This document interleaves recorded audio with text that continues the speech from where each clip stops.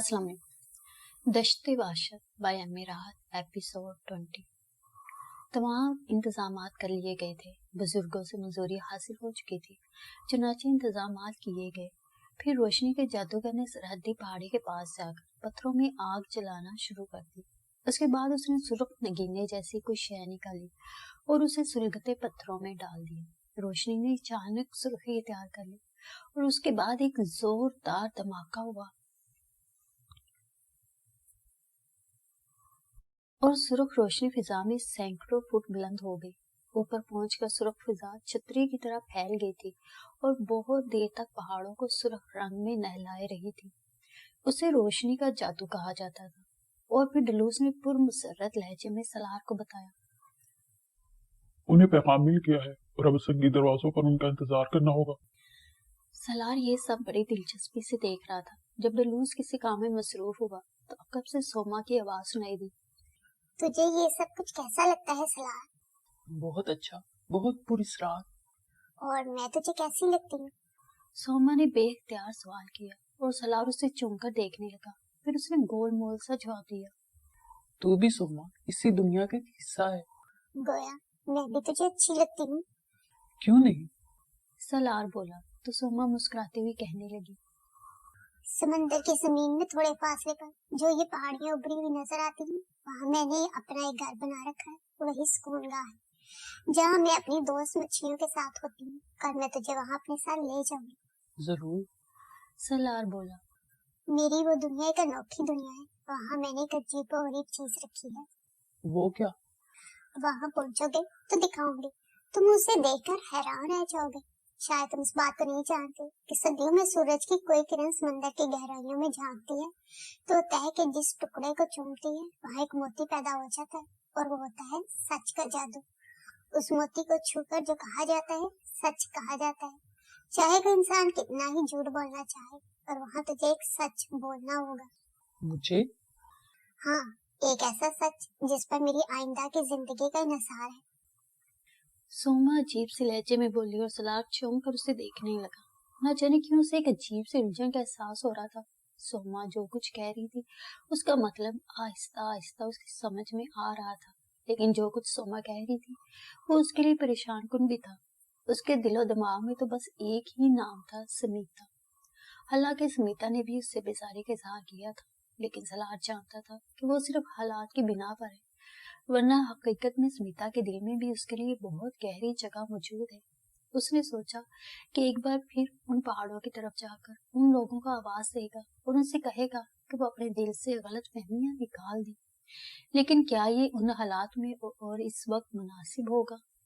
ڈلوس جو بھی کہہ رہا تھا، جان والے اور باقی افراد جو کچھ بھی کہہ رہے تھے، سالار نے انہیں سنا تو تھا، لیکن نہ جانے کیوں اس کے دل میں ایک چور موجود تھا. اور وہ چور تھا اس خطرناک عورت کی طرف سے جس کا نام گونیا تھا. اور گونیا تھارم ان لوگوں میں سب سے زیادہ پراسرار اور طاقتور جادو کی مالک تھی جس کی تفصیل ابھی تک کسی کو نہیں معلوم تھی. یہ بھی ایک کمال کی بات تھی کہ اتنے عرصے سے وہ ان لوگوں کے ساتھ تھی. اس کے بہت سے روپ سامنے آئے تھے، لیکن آج تک یہ حقیقت نہیں پتا چل سکی تھی کہ آخر گونیا تھارم ہے کون. کہیں وہ شروع تھی، کہیں کچھ. لیکن بہرحال جو کچھ بھی تھا آخر کار اسے سامنے تو آنا تھا ہی. ہاں، کچھ وقت کے لیے سالار نے اپنا یہ منصوبہ ملتوی کر دیا تھا. گونیا تھارم سے کوئی بات بعید نہیں تھی. کسی بات پر بگڑ کر وہ حالات کی شکل ہی بدل دے. ادھر ہارلیسا کے داخلی سنگی دروازے پر شوپن والوں کی طرف سے جواب کا انتظار کیا جا رہا تھا اور سرخ رنگ کی روشنی کا پیغام فضا میں منتشر ہونے کے بعد سے اب تک ہر شخص بے چینی سے منتظر تھا کہ شوپن والے کیا جواب دیتے ہیں. پھر شوپن والے جو صورت و شکل و لباس میں بالکل ہارلیسا والوں جیسے تھے اور یہ اندازہ ہی نہیں ہوتا تھا کہ ان کے درمیان کوئی اختلاف ہے، اس طرف آتے ہوئے نظر آئے. ڈلوس نے محبت سے ان کا استقبال کیا اور انہیں تعظیم دی. ان کے استقبال کے لیے ان کے نشست گاہ کے لیے بہت ہی معقول بندوبست کیا گیا تھا. پھر ان میں سے ایک شخص جو عمر رسیدہ تھا اور چہرے سے تجربے کار معلوم ہوتا تھا آگے بڑھا اور بولا. میں سرخ روشنی کے جواب میں آیا ہوں اور چاہتا ہوں کہ مجھے ایک مہمان ہی کا درجہ دیا جائے اور کسی دشمنی کا آغاز نہ کیا جائے. میں شوپن کا نمائندہ ہوں اور मुअज़्ज़ज़ डुलूस से बात करना चाहता हूँ। हम जानते हैं मेरे बुजुर्ग कि सदियों पहले कहीं ना कहीं किसी न किसी शक्ल में तुमसे हमारा कोई रिश्ता जरूर होगा, और वो रिश्ता तो अब भी नहीं टूटना चाहिए, चाहे इसका कोई नाम हो या ना हो। हम फासलों से एक दूसरे को देखते हैं, जो हुआ सो हुआ। आपकी आमद पर मैं आपका शुक्रिया अदा करता हूँ, और हमारे दरमियान जो जमीन का रिश्ता है उसे कभी भी नहीं तोड़ा जा सकता। सारे रास्ते एक सीमित हो जाते हैं। मोहब्बत और अमन से जिंदगी गुजारने के लिए जमीन का रिश्ता बुनियादी हैसियत रखता है, और हम चाहते हैं कोई ऐसी बात ना हो जिससे एक दूसरे को नुकसान पहुंचे। लेकिन बदकिस्मती ने हमारे दरमियान पहाड़ी दीवारें खड़ी कर दी हैं, और एक ना एक दिन ये दीवारें खत्म हो जाएंगी। मैं इस बात का पूरा यकीन रखता हूँ, जिस तरह अपनी आपके सामने मौजूदगी। क्यों नहीं, क्यों नहीं, क्यों नहीं। और वो जो नौजवान हैं और अपने जिस्मों में आतिश दौड़ती हुई महसूस करते हैं, ये समझते हैं कि जिंदगी मामूली चीज है, ये नहीं जानते कि वो आने वाली कोई शय दोबारा नहीं आती चले जाने के बाद। फिर दूसरे शख्स ने आगे बढ़कर कहा, हमें बताओ वो पैगाम इसलिए दिया गया था। मैं ये जानना चाहता हूँ कि आप में से मुकम्मल गुफ्तगू के इख्तियारात किसके पास है। हाँ, हमें ये पैगाम सुनने के, और अगर कोई हल्की फुल्की बात हुई तो फैसला यही किया जा सकता है। तो फिर जो कुछ मैं चाहता हूँ वो मैं आपको बता रहा हूँ। दलूस ने कहा और दिल की सारी बात उन लोगों से कह दी। तब उससे बुजुर्ग शख्स ने कहा, वो कौन लोग हैं जिनका तुम उन कीमती लोगों से तबादला करना चाहते हो? बिल्कुल बेहकीकत लोग हैं वो उनके मुकाबले में। और तुम ये सोचो बुजुर्ग, हम कितना बड़ा खतरा मोल ले रहे हैं। यानी ऐसे लोगों को तुम्हें दे रहे हैं जो मुस्तकबिल में हमारे लिए ही खतरनाक साबित हो सकते हैं। लेकिन एक अच्छे और नेक पैगाम के साथ कि जंग अच्छी चीज नहीं है। और वो जादू जो ये लोग उस बेसुकून दुनिया से लाए हैं, सब अपने अपने जहनों में तहलील कर देंगे। और ना ही ये होगा कि हम लोग यानी हालिजा वाले जो जादू वहां से लाए हैं उसे जेर अमल लाएं। एक वादा है जो किया जा सकता है, और बेहतर होगा उसी की पाबंदी हो। और अगर अक्लो होश से सोचा जाए तो जवाबी तौर पर हालिजा पहले भी शोपन से जंग के लिए तैयार था, और अब भी तैयार रहेगा। लेकिन ये अच्छा होगा कि ये ख्याल तर्क करके बेहतरी के रास्ते इख्तियार किए जाए। उम्र सीधा आदमी गर्दन झुकाकर कुछ देर सोचता रहा था। फिर उसने कहा, ये अच्छी तो कोई बात नहीं हो सकती। बाज़ दिनों में फतूर है और ये सोचा जाता है कि कुव्वत हासिल करना बहुत अच्छी बात है, लेकिन हम भी समझते गए हैं कि इससे हमारी ये सरजमीन लहूजार हो जाएगी और हासिल कुछ नहीं होगा। मैं तुम्हारा ये पैगाम अपने सरबराह को पहुंचा देता हूँ, और उससे ये दरख्वास्त करूंगा कि तुम्हारी ये बात तस्लीम कर ली जाए। ये एक नेक ख्याल है जिसे खलूस से मान लिया जाएगा। मैं भी ये चाहता हूँ मुअज़्ज़ज़ बुजुर्ग, और मेरी ये ख्वाहिश है कि कुछ समझदार लोग राहबान को समझाएं कि राहबान वही करे जैसा हम चाहते हैं। तुम मुझे उन लोगों के नाम बता दो जिनकी आज़ादी चाहिए। चूंकि ये लोग नहायत कीमती हैं जो शोपन के कैदी हैं, इसलिए हम ये चाहेंगे कि अब तक हमारे जितने अफराद को कैद किया गया है सबकी रहाई अमल में आए। और इसके लिए मैं एक तजवीज पेश करता हूँ। दिलूस ने कहा, वो क्या? बुजुर्ग ने पूछा। तजवीज ये है कि 2 सूरज और 2 चांद गुजर जाएं तो हमें सुर्ख रोशनी से जवाब दे दिया जाए, और ये रोशनी उसी बात का ऐलान होगी कि हमारा मुतालबा मंजूर कर लिया गया है। और जब ये 2 सूरज और 2 चांद गुजर जाएंगे तो हम एक सूरज का और इंतजार करेंगे। और जब चांद आसमान पर नमूदार होगा तो शोपन के उन तमाम कैदियों को मौत के घाट उतार दिया जाएगा, और उनकी लाशें पहाड़ी चट्टानों की दूसरी जानिब फेंक दी जाएंगी ताकि शोपन वाले उन्हें उठाकर ले जाएं। और इसी तरह ये समझ लिया जाएगा कि हमारे दरमियान जंग के अलावा कोई चारागा नहीं है। फिर ये तुम्हारा काम होगा कि तुम अपने जादू को किस तरह इस्तेमाल करो। लेकिन हम आने वालों से कहेंगे कि वो जो कुछ अपने साथ लाए हैं उसकी तैयारी कर ले। ठीक है, इसके बाद मेरे लिए जरूरी है कि मैं फौरन ही वापसी का सफर इख्तियार करूं और तफसील से सरदार रहबान को बता दूं। मुझे वो नाम बता दो जिनकी रिहाई चाहते हो। डलूस ने ये काम पहले से कर रखा था। उसने ये नाम बताए और उसके बाद कहा, लेकिन बहुत से लोग निशानदाही करेंगे उन कैदियों की जो शोपन वालों के पास है। और मैं ये समझता हूँ राहबान अच्छाई चाहता है तो सबको हमारे हवाले कर दे, और यही उसके हक में बेहतर होगा। ठीक है, अब मुझे इजाजत दो, बूढ़े शख्स ने कहा, और बड़ी इज्जत और एहतराम के साथ शोपन की तरफ से आने वालों को रुखसत किया गया। इस तरह सलाह ने यहाँ इस अनोखी सरजमीन पर अपनी शख्सियत का एक अनोखा तस्वुर पेश किया, और कम अज कम उन लोगों के दिलों में उसकी अजमत का सिक्का बैठ गया जिन्हें ये बात मालूम थी कि यहाँ इस सरजमीन पर बरसों की दुश्मनी और कशाकश के बाद एक ऐसे अमल का आगाज हुआ है जो सबके लिए एक खुशगवार अमल हो सकता है। उधर गोनिया थारम न जाने किन सोचों में गुम थी। वो सलार को तलाश करती हुई उसके पास पहुंच गई। सलार ने फौरन ही उसे देखकर कहा, आप खैरियत से तो हैं गोनिया थारम? मैं जहाँ भी जाती हूँ खैरियत से ही होती हूँ। तुम्हारी मसरूफियत क्या है? हाँ, क्या तुम मुझे कुछ वक्त देना पसंद करोगे? हाँ हाँ, क्यों नहीं, मैं हाजिर हूँ। सलार बोला, आओ फिर इधर बैठते हैं। गोनिया थारम ने कहा और एक गोशे की जाने बढ़ गई। फिर उसने कहा, हाँ सलार, कैसी गुजर रही है? मैडम शिरोक, मैं आपके सामने हूँ। सलार ने मध्यम सी मुस्कुराहट के साथ कहा, एक बात बताओ, अगर तुम शोपन पहुंच जाते तो वहां उन लोगों के कैदी होते और वो जगह तुम्हें हासिल ना होती जो है। मैंने ये महसूस किया है कि तुम डलूस से ज्यादा करीब होते जा रहे हो। ये तो डलूस की बड़ाई है मैडम कि उसने मुझे इतनी अहमियत दे दी। एक बात बताओ, क्या तुमने काफ डैनियल और उसके साथियों के बारे में कोई खुसूसी ख्वाहिश जाहिर की है? हाँ, मैंने उनके लिए डलूस से बेहतरी की बात की थी। क्यों? मैडम, इसलिए कि वो एक मजलूम इंसान है और सिर्फ एक जहाजी कप्तान। ना वो हालिजा का दुश्मन है और ना शोपन, बल्कि वो तो यहाँ आकर फंस गया है। और मेरे बारे में आप जानती हैं कि मैं किसी बेगुनाह इंसान को नुकसान नहीं पहुंचाना चाहता। तुमने अपने आप को इस कदर बुलंद ताकतों का मालिक क्यों समझ लिया है? नहीं, ऐसी कोई बात नहीं है। देखो, मैं तुम्हें बता चुकी हूँ कि जितने किरदार तुम्हारी निगाहों के सामने आ रहे हैं वो मेरे सामने कोई हकीकत नहीं रखते, कोई हकीकत नहीं रखते। यहाँ तुम अपनी किसी कहानी का आगाज ना करना। मैं रोजे अव्वल ही से अपने आप को अव्वल समझती हूँ। जहाँ मेरा नंबर 2 हो जाता है वहाँ मैं बिल्कुल नहीं रह सकती। हाँ, मसलहतन कुछ वक्त गुजार लेती हूँ, लेकिन मुझे अपना मकाम हासिल करने में कोई दिक्कत नहीं होती। जान फाइलर अगर शोपन पहुंच जाता तो मैं तुम्हें बहुत बड़ी हैसियत की मालिक नजर आती, लेकिन वक्त आ रहा है कि मुझे फिर वही हैसियत हासिल हो जाए।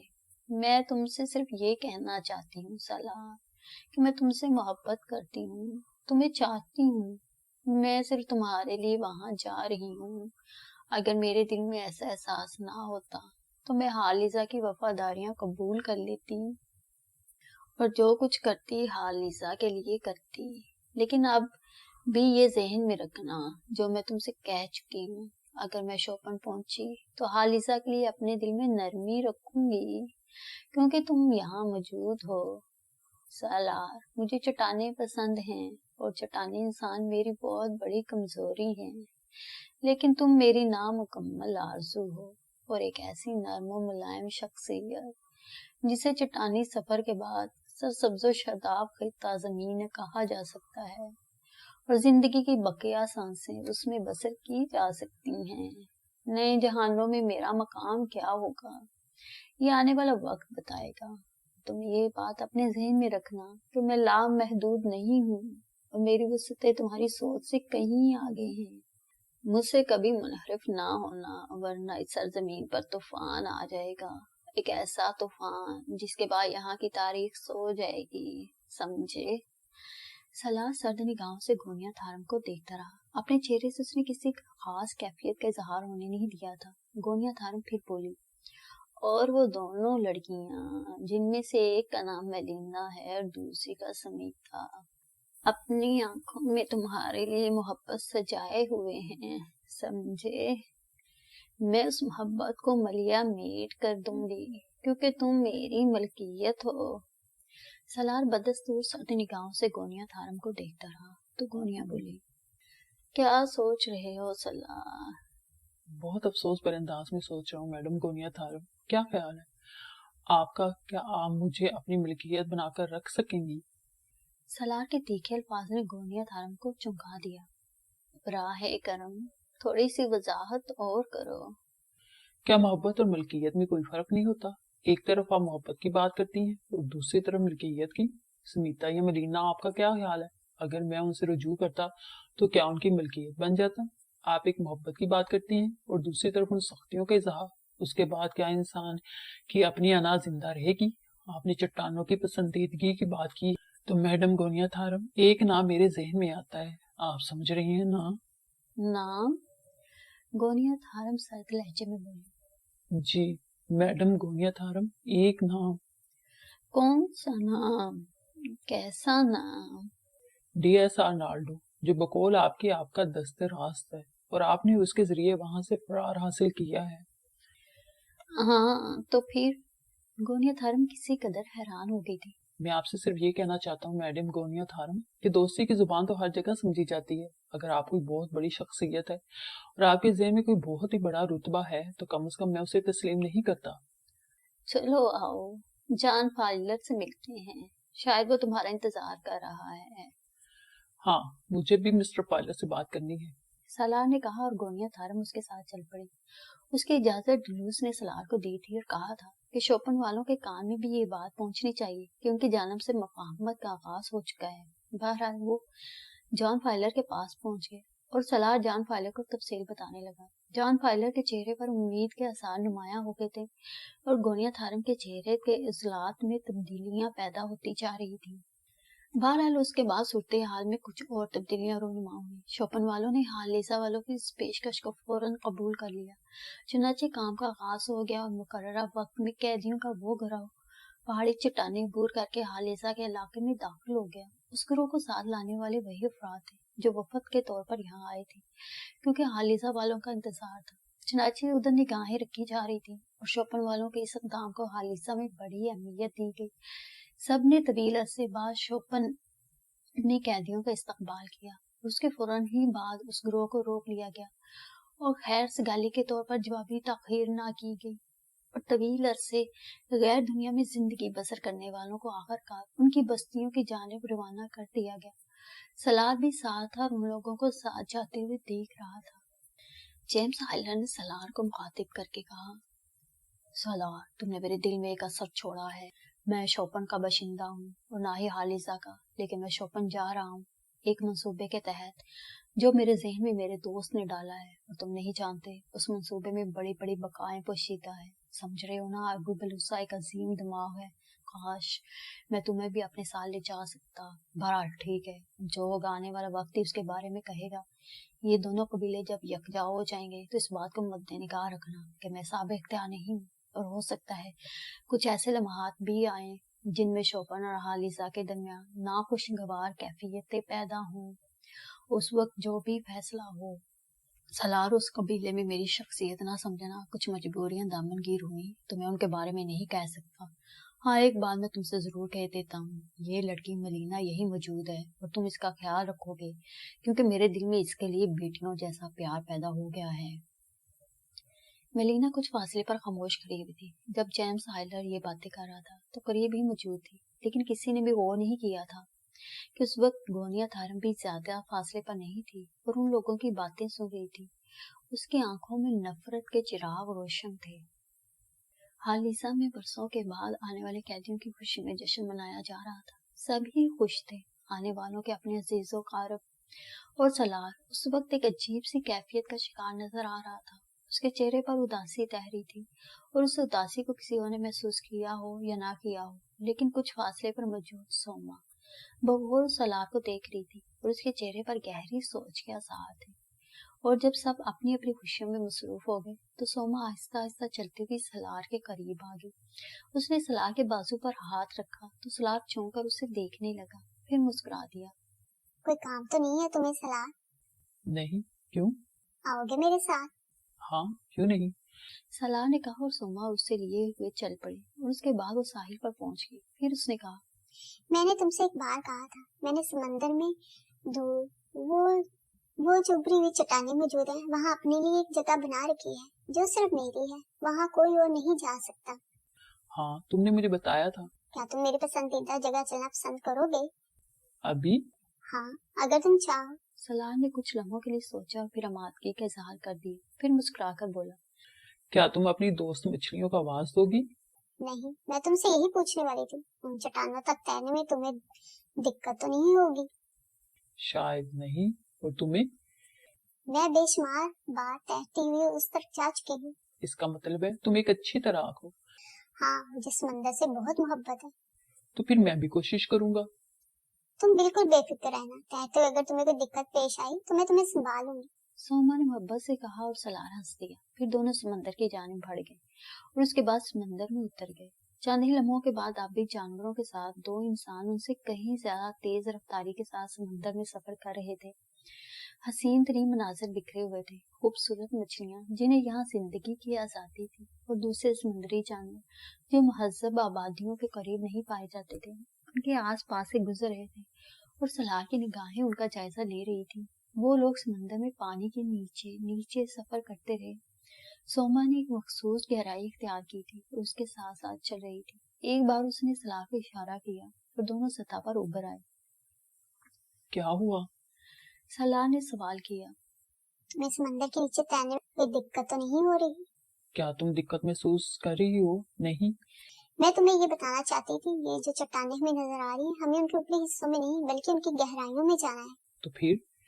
मेरा मतलब ये है कि वहीं से हमारे लिए इन चट्टानों में मेरी रिहायशगाह के दरवाजे खुले मिलेंगे। ठीक है, कोई हर्ज नहीं है। और उसके बाद एक अजीबोगरीब मंजर निगाहों के सामने आ गया। चट्टानी इलाका था, अजीम शान आबी फूल ताहत नजर बिखरे हुए थे और उनके दरमियान ऑक्टोपस करवटें बदल रहे थे। बड़ी बड़ी समंदरी मछलियां गोल गोल आंखों से अजनबी जानवरों को देख रही थी।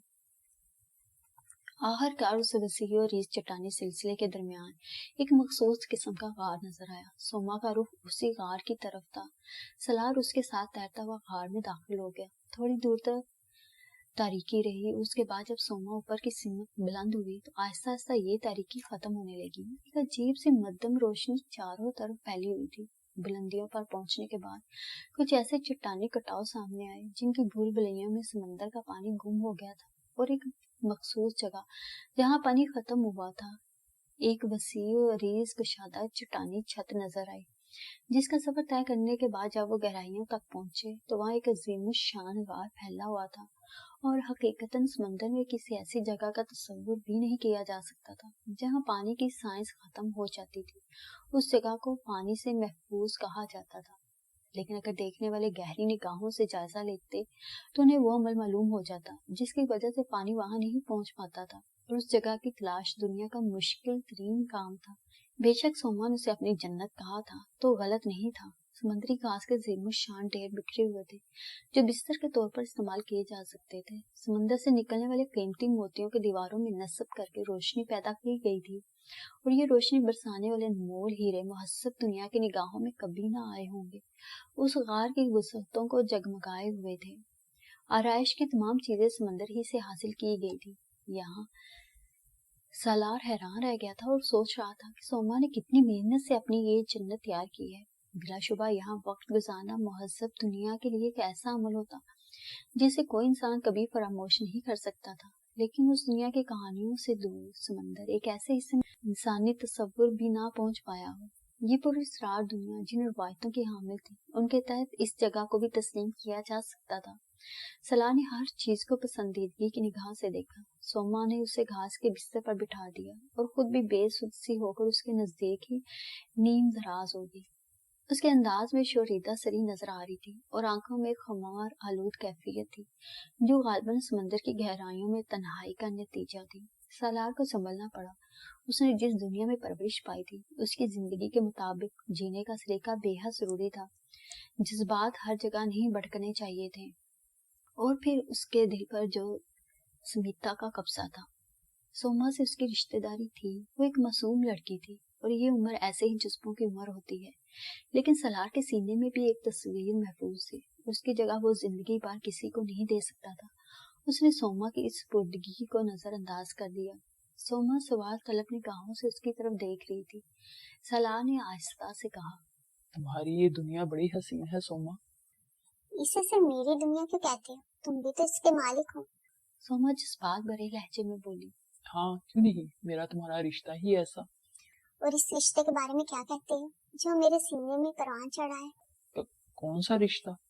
सलार कपकपाती आवाज में बोला। मोहब्बत का रिश्ता। सलार चंद लम्हात खामोश रहा, फिर उसने संजीदा लहजे में कहा, सोमा, मैं तुमसे अपने दिल की बात कहना चाहता हूँ। सिर्फ एक बात कहो सलार, सिर्फ एक बात। मैं तुम्हारी तलबगार हूँ। जब से मैंने तुम्हें देखा है तुम मेरे सीने में समा गई। सलार परेशान निगाहों से सोमा को देखने लगा। वो उसकी जज्बाती कैफियत से आगाह हो चुका था। उसने कहा, सोमा, यहाँ रिश्तों का तयन क्या होता है? सोमा इस सवाल पर गौर करती रही, फिर बोली, बस सबसे बड़ा रिश्ता दिल और मोहब्बत का होता है। मेरा मतलब है कि हमारी सरजमीन में कुछ रिश्तों में तकद्दुस भी पाया जाता है। हर रिश्ते में तकद्दुस होता है सलार।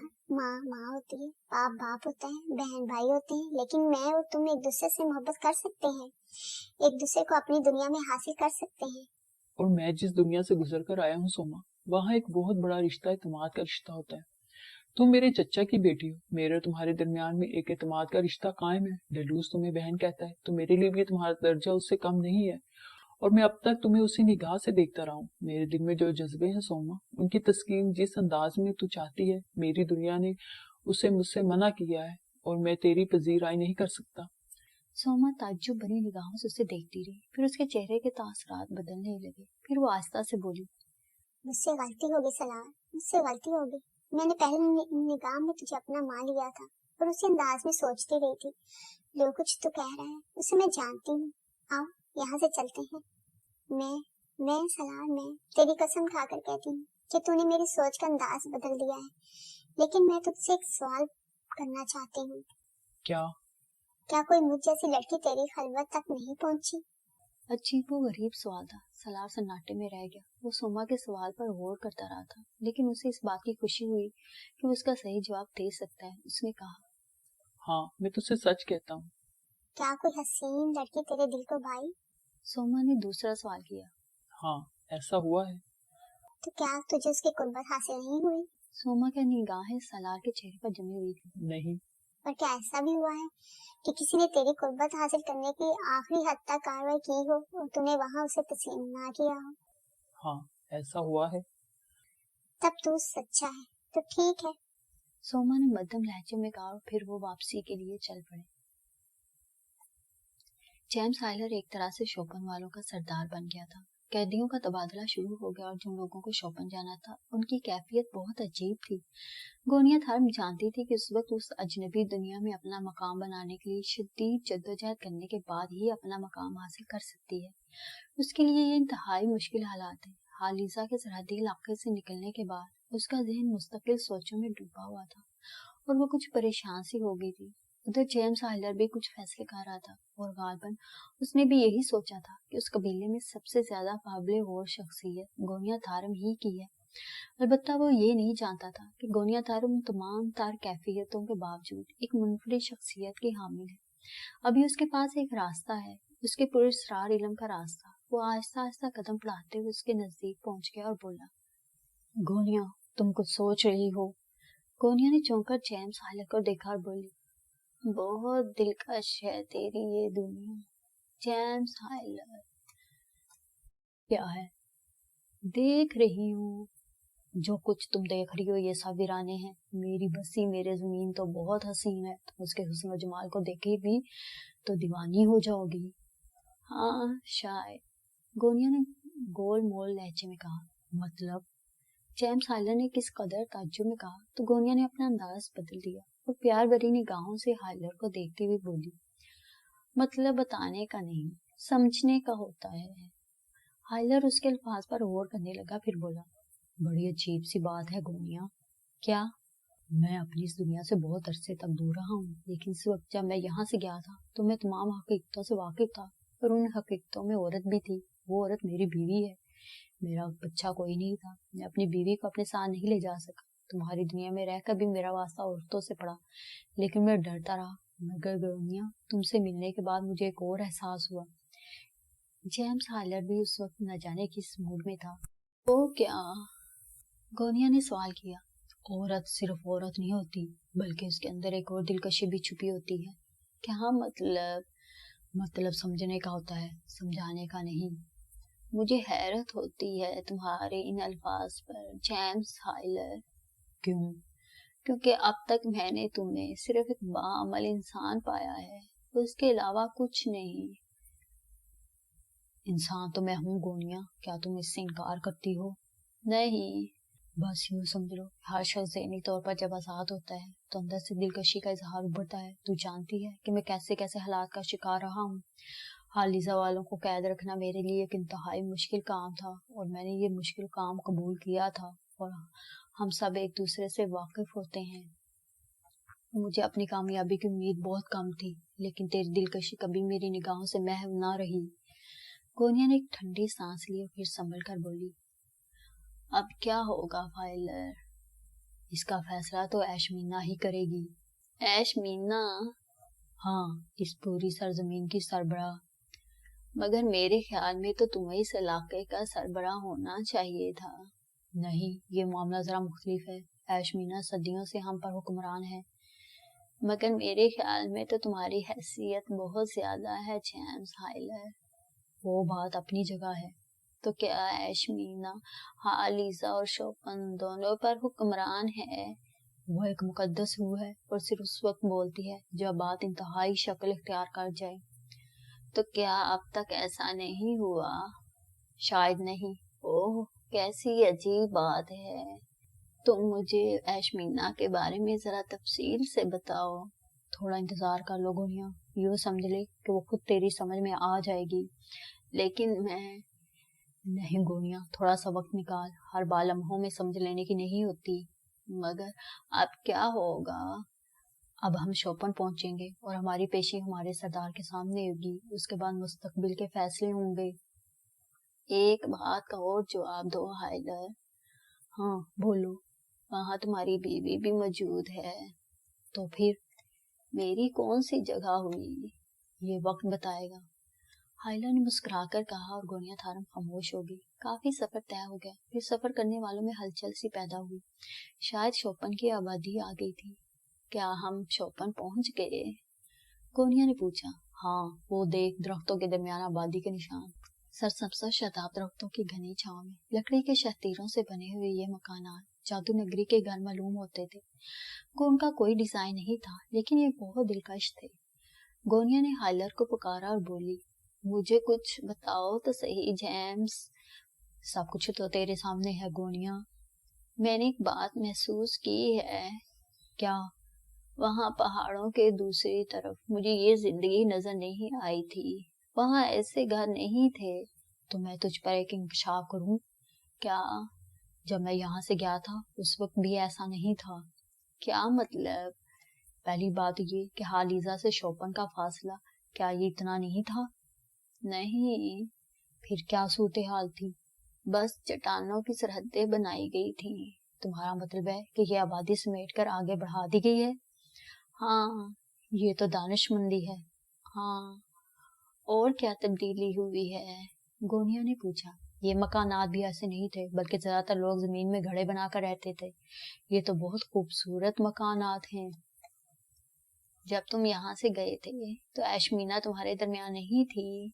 मैंने तुझे बता दिया है कि ऐशमीना हमेशा से यहाँ थी, है और रहेगी, लेकिन कहाँ ये नहीं मालूम। और तुम्हारे यहाँ एक सरदार भी होता है। हाँ, तुझे उसके बारे में तफसीलात मालूम हो जाएंगी। वैसे तुम्हारा ये सरदार एक ज़हीन आदमी मालूम होता है शायद। जेम्स हाइलर आहिस्ता से बोला। कुछ ही देर के बाद अचानक उस खामोशी में जिंदगी तोड़ गई। दरख्तों की शाखों से इंसान टपकने लगे थे। बिल्कुल यूं लग रहा था जैसे तेज हवा के झोंकों से फल गिर रहे हों। गोनिया थान बड़ी दिलचस्पी से ये मंजर देख रही थी। दरख्तों से कूदने वाले खुशी का इजहार करते हुए उनके करीब आ गए। उनमें से कुछ लोगों के अजीजों कारब भी थे जो अपनी मोहब्बतों का इजहार कर रहे थे और एक दूसरे से गले मिल रहे थे। उस वक्त जान फाइलर भी गोनिया थारम से अलग हो गया था। जान फाइलर अभी गया ही था, सामने से आर्गू पेलूसा आता हुआ नजर आया। अंदाज ऐसा था जैसे वो गोनिया थारम के पास ही आ रहा हो, और ऐसा ही हुआ। वो उसके करीब आ गया। हेलो मिस्टर ब्लूसा, आप इतने अलग थलग क्यों हैं? ये आपको बताना जरूरी है, आर्गू पेलूसा सर्द से लहजे में बोला। मुझे ताज्जुब हो रहा है। इंसान को बहुत सी बातों पर ताज्जुब होता है, बेलूसा ने कहा। क्या बात है? आप कुछ उखड़े उखड़े से लग रहे हैं। सॉरी मैडम, मैंने आपसे कभी कुर्बत का इजहार नहीं किया। हाँ, ऐसा तो है, गोनिया थायरम ने आस्था से कहा और आगे बढ़ गई। बहरहाल खूब हंगामे होते रहे थे। शोपन का सरदार उन लोगों का इस्तकबाल करने नहीं आया था। تھوڑی دیر کے بعد جان فائلر نے گونیا تھارم کو اپنے پاس بلایا اور 2 افراد سے اس کا تعارف کرواتے ہوئے بولا، یہ دونوں میرے بھائی ہیں، میرے ضعیف ماں باپ میرے استقبال کے لیے نہیں آ سکے۔ اور یہ کون ہیں؟ ان میں سے ایک نے پسندیدہ نگاہوں سے گونیا اور یہ کون ہیں؟ ان میں سے ایک نے پسندیدہ نگاہوں سے گونیا کو دیکھ کر کہا، میڈم گونیا تھارم، نئی دنیا سے آنے والی۔ یہ وہاں کی باشندہ ہے؟ ہاں۔ نئی دنیا سے کچھ اور لوگ بھی آئے ہیں؟ ہاں شاید۔ پھر وہ گونیا تھارم سے بولا، یہ لوگ حالی طور سے ایک نوجوان پر توجہ دی تھی جس کا نام شائلاک بتایا گیا تھا۔ وہ ایک سرکش اور خودسر سا نوجوان نظر آیا تھا۔ ادھر سالار ان لوگوں کے جانے کے بعد کچھ عجیب سی کیفیت محسوس کرنے لگا تھا۔ اسے سب سے زیادہ فکر ان لوگوں کی تھی جو اس سے ناراض ہو گئے تھے، اور اس کی سمجھ میں نہیں آ رہا تھا کہ وہ کس طرح مہابیر، جگہ جوہان، بھگت رائے وغیرہ کو یہ بتا سکے کہ بحالت مجبوری اسے ان سے دور رہنا پڑ رہا ہے اور وہ ان کے لیے نقصان نہیں چاہتا۔ حالانکہ گونیا تھارم شوپن والوں کے ساتھ چلی گئی تھی، لیکن پھر بھی وہ بہت محتاط تھا۔ وہ ان لوگوں کی زندگی کے لیے کوئی خطرہ نہیں چاہتا تھا۔ وقت گزر رہا تھا اور پھر وہ دن آ گیا جو یہاں جشن کے طور پر منایا جاتا تھا۔ سوما اس دن کے بعد سے سالار سے کچھ الگ تھلگ ہی رہا کرتی تھی۔ سالار نے بھی اسے اجتناب برتا تھا۔ عورت کی فطرت کو سمجھتا جا رہا تھا۔ جشن میں سالار نے پھر بھرپور حصہ لیا اور تمام لوگ اس سے واقف ہو گئے۔ ادھر سالار نے ڈلو سے بات کی اور یہ جان کر دنگ رہ گیا کہ جن غاروں میں بھگت رائے اور پوری ٹیم موجود تھی وہ اب خالی پڑے ہوئے ہیں۔ وہاں دوسری دنیا سے آنے والوں میں سے تو کوئی بھی نہیں ہے۔ سالار دنگ رہ گیا۔ اس نے ڈلوس سے سوال کیا، جانے والوں کا ہم نے خود الوداع کیا ہے، لیکن وہ لوگ تو ان میں شامل نہیں تھے۔ ڈلوس، ان کے قیام کا بندوبست کس نے کیا تھا؟ جن لوگوں کو میں نے ان کی خدمت پر مامور کیا تھا وہ کہتے ہیں کہ وہ لوگ خود اپنی مرضی سے غاروں سے کہیں باہر نکل گئے تھے۔ کیا میرا خیال ان کے ساتھ کوئی حادثہ پیش آ گیا؟ ایسا ممکن نہیں ہے کیونکہ یہاں کسی کی زندگی اتنی آسانی سے نہیں لی جا سکتی۔ تو پھر اے میرے دوست، انہیں تلاش کرو۔ ہاں تم بے فکر ہو، میں بھرپور کوشش کروں گا۔ ایک دن ڈلوس کے باپ نے سالار سے کہا، کیا تو اپنا گھر دیکھنا چاہتا ہے سالار؟ ہاں کیوں نہیں، میں دل و جان سے یہ چاہتا ہوں۔ چل تو پھر دیکھتے ہیں، کیونکہ ڈلوس اپنی ذمہ داریاں سنبھالے ہوئے ہے۔ میں بھی چاہتا ہوں کہ تو عقل کا جادوگر ہے، اس لیے تو ڈلوس کی ذمہ داریوں کا ایک حصہ سنبھال لے۔ جی میں چاہتا ہوں کہ میں ان جادوگروں سے ملوں جو اپنا اپنا جادو رکھتے ہیں۔ کیوں نہیں، میں اس کا انتظام کر دوں گا۔ تو پھر مجھے اپنے باپ کے گھر کب چلنا ہے؟ بہت جلد۔ ہم وہ گھر تیرے حوالے کرنا چاہتے ہیں، اس کے دروازے بند ہیں اور آج تک کوئی دروازوں سے اندر داخل نہیں ہوا۔ سالار کے دل میں پہلی بار تجسس پیدا ہوا۔ اس نے سوچا کہ اس سے اچھا کیا ہے کہ اس کے باپ کے گھر سے اسے کچھ نشانیاں ملیں گی اور وہ اپنے باپ کے بارے میں جان لے گا۔ دوسرے دن دوپہر کے بعد جب سورج بلندی پر چمکنے لگا تو ایلاس نے اپنے وعدے کی تکمیل کی۔ ڈیلوس تو اپنی سرداری کے کاموں میں مصروف ہو گیا تھا۔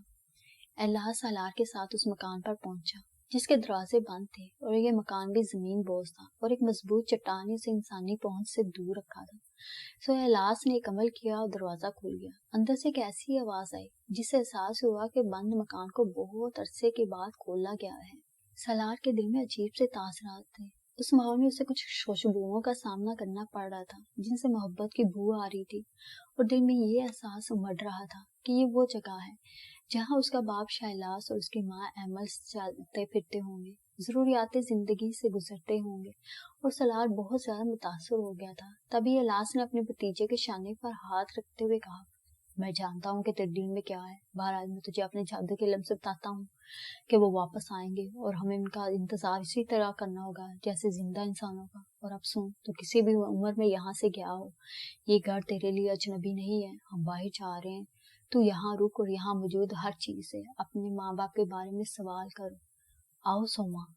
یہ کہہ کر وہ واپسی کے لیے چل پڑا۔ اس نے سوما کا ہاتھ پکڑ لیا تھا۔ سالار عجیب سی کیفیت محسوس کر رہا تھا۔ اس نے آگے بڑھ کر دروازہ بند کر دیا اور اس ٹھنڈے اور پرسکون غار میں کھڑے ہو کر اپنے ماں باپ کے چہروں کا تصور کرنے لگا۔ پھر اس نے اطراف میں دیکھا، مختلف اشیاء موجود تھیں جو کہ گرد آلود نہیں تھیں۔ یوں لگ رہا تھا جیسے ان چیزوں کو ابھی ابھی چھوڑ کر کوئی باہر نکل گیا ہو۔ سالار احساسات میں ڈوبا رہا اس کی نگاہوں میں دو چہرے ابھر رہے تھے اور ان کے نقوش ایک دوسرے میں مدغم ہو رہے تھے۔ ابھی وہ انہی احساسات میں ڈوبا ہوا تھا کہ اسے کوئی آہٹ سنائی دی۔ اس نے چونک کر ادھر ادھر دیکھا تو اسے اپنی آنکھوں پر یقین نہیں آیا۔ یہ بوڑھا ہوگا تھا، ایک عجیب و غریب اور اسرار کردار، لیکن یہاں اس بند غار میں۔ سالار حیران رہ گیا۔ بوڑھا آگے بڑھ کر اس کے قریب پہنچ گیا۔ سالار، اس نے کہا، ہوگا بابا، تو نے مجھے کبھی یاد نہیں کیا سالار؟ کیا مطلب؟ تمہیں میری ضرورت کبھی محسوس نہیں ہوئی؟ میں کچھ نہیں سمجھا۔ اپنی سرزمین پر آنے کے بعد میں تجھے صحیح طور پر سمجھ نہیں سکا۔ یہ تیرے باپ کا گھر ہے سالار۔ ہاں، لیکن تو یہاں اس بند غار میں کیسے؟